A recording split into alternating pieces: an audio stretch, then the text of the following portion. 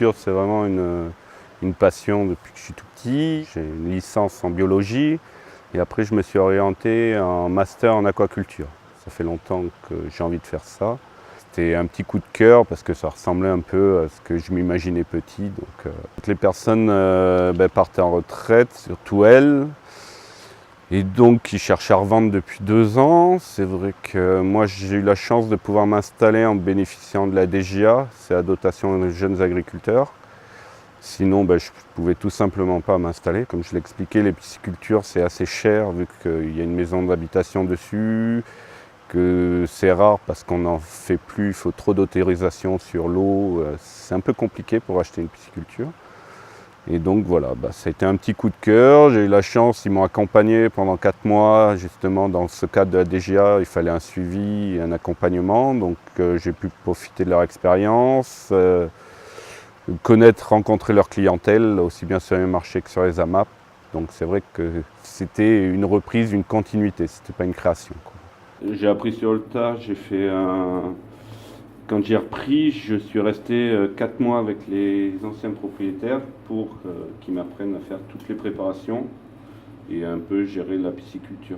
Tout ce qui est pisciculture, voilà, c'était mon rêve à moi, donc je m'occupe de tout ça un peu tout seul. Donc aujourd'hui, la pisciculture, elle est composée de 6 bassins en terre et de 2 bassins en béton.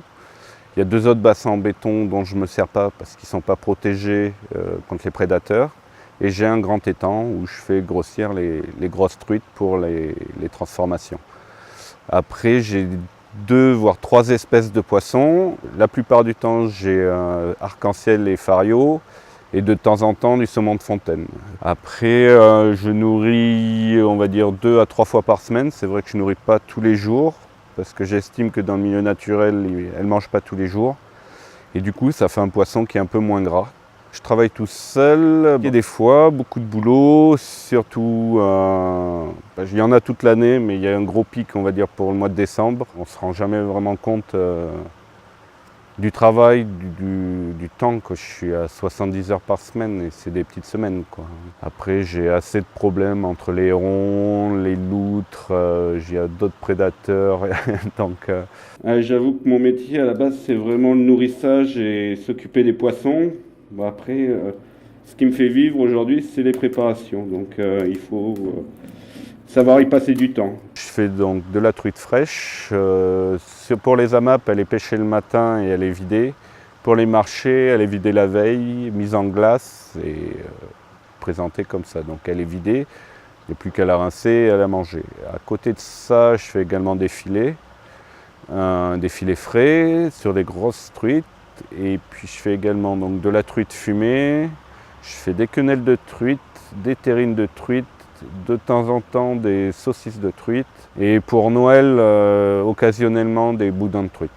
Et de temps en temps aussi, je fais de la truite fumée à chaud. Alors, je vends exclusivement à 99% en vente directe. Je vends un petit peu à l'auberge qui est en face de chez moi. Je vends un petit peu à Biovic et 2-3 autres restaurants, mais voilà, sinon c'est tout. C'est que de la vente directe en AMAP, on va dire les 2 tiers en AMAP et 1 tiers sur les marchés. Je fais 2 marchés par semaine, le mardi à Sauxillange et le samedi à Issoire.